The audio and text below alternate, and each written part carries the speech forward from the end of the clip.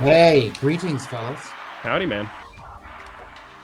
How is it going this fine evening? Are you at the Gene, Polycule talk yet? you already missed it. Yeah, I the did miss polycule the already Polycule happened. talk. Yeah, I was stuck.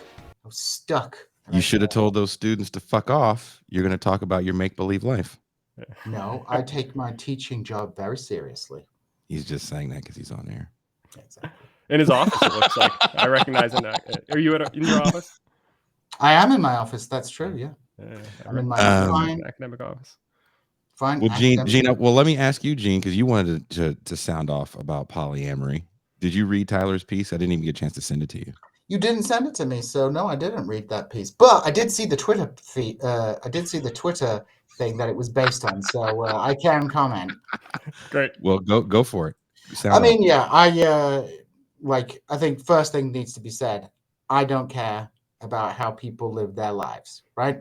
This is not a moral condemnation of people living in polycules. My grandpa, he had three wives, right? I guess you could call that a polycule, right? Sure could. A religiously sanctioned polycule, but a polycule nonetheless, right? So that out of the way. So this is not a condemnation of this way of life. People should be able to live like it. And heck, I even see some advantages in it. You know, if you have like a mixed family, you could look after kids together. That's probably really great and things like that. You know, I think that's fine. I'm not like totally, I don't, might not be for me, but if that makes you happy, if that's the way that you want to live, I think we should be accepting of that. And we should be accepting of all kinds of family formations that people want to live in, because that's what freedom is all about. And I think that's one thing that people on the left, I hope believe that, people should be free to do this.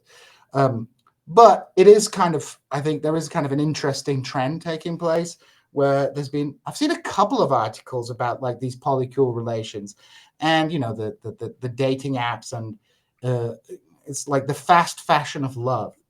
And Yeah, that's good. the, and it's, it just feels that we're being told to have disposable relations. It seems like there's an alternative morality that is being pushed, as it were. And I find I'm interested in the political economy, perhaps, behind this thing. We live in a world, during the Fordist era, the nuclear family was a critical element of supporting that Fordist system because you had the social reproduction being done by women as unpaid labor, but that was critical labor to allow to have your single breadwinner. When you talk about, having a single breadwinner in the house, you know, that's people tend to think of like, oh, you only have one person working. No, you have two people working. It's just you have a division of labor in which you have the domestic work. And I think feminism in the 1960s, I'm not an expert on this, there was a big push to look at feminism, look at, uh, you know, Domestic domestic labor. Yeah. work as a form of labor. Um, but it seems now in the kind of gig economy, we're being told to have gig relationships. And, That's you pretty want to good. have Yeah, that's you want to exactly what it have is. and maybe I'm mixing this up with the kind of the sex app thing, but instead of having these like long-term relationships and settling down with roots, you have to be flexible, you have to move, that you have to do that in your work life. And now it seems that this idea is being legitimized in the public, to the public as a reflection of the changing political economy of society, where no longer like it's difficult to be a nuclear family now. It's just really hard to be, even if you want to live in a nuclear family, that's just not an option for a lot of people. Now, maybe some people don't want to do that, but maybe some people do. Maybe some men want to be stay-at-home dads with the woman being the person working out in the public sphere. Maybe some people want to have the man working out in the public sphere and the woman at home looking after the children. It's not about like who does the work, but the idea that you can have a family unit where one person brings in the money you need to survive and the other person does the social reproduction, which is a kind of logical division of labor because raising kids is pretty freaking difficult. It's a full-time, it's a very full-time job. That's just not feasible anymore. So, what's the solution to this? Well, don't have relationships, long-term relationships, or, fly between polycule and polycule, and don't put down roots. Wow, Gene, I feel like you're talking shit about me. It's fucked up, man. Oh, by the way, I'm not going to talk about the incident, but I told Sarah about it, and she's very disappointed in you. No, man, dude, I think you're right. I think there's something to that. There's a conservative social critic from the 1950s named Robert Nisbet, and he wrote this book called The Quest for Community, which is actually really good. And in that book, one of the things he says is that like, conservatives are always prattling on about the decline of the nuclear family. And they say, like, what's being lost is family values. And he's like, that's nonsense.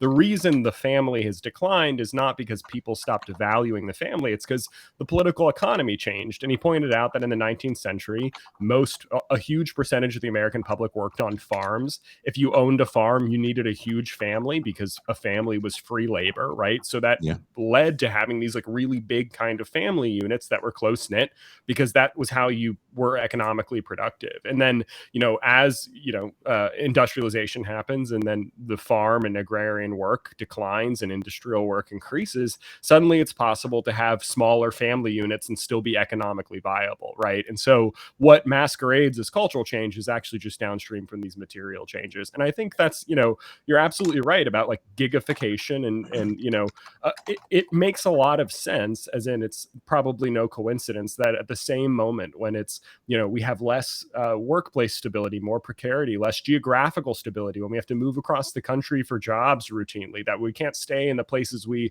grew up or went to college or whatever, that there would arise the popularity of, a form of romance or dating or family organization or whatever that is more plastic, more flexible, etc. Right. And I think that's my issue with how the media discourse around polyamory has been framed. It's like it's being positioned as this like rational enlightenment progressive thing when it's like clearly downstream from various social and economic changes in the last couple decades. And then also dating apps I think are a huge part of this. I mean, I think you pointed out that we're kind of encouraged to see people as fungible and exchangeable and as kind of commodities that we can get infatuated with and then set aside. And I think that whole view is downstream from big tech dating app stuff, and I mean, I think polyamory in a certain way is kind of a logical outgrowth of the changes brought about by in dating by apps over the last 2 decades.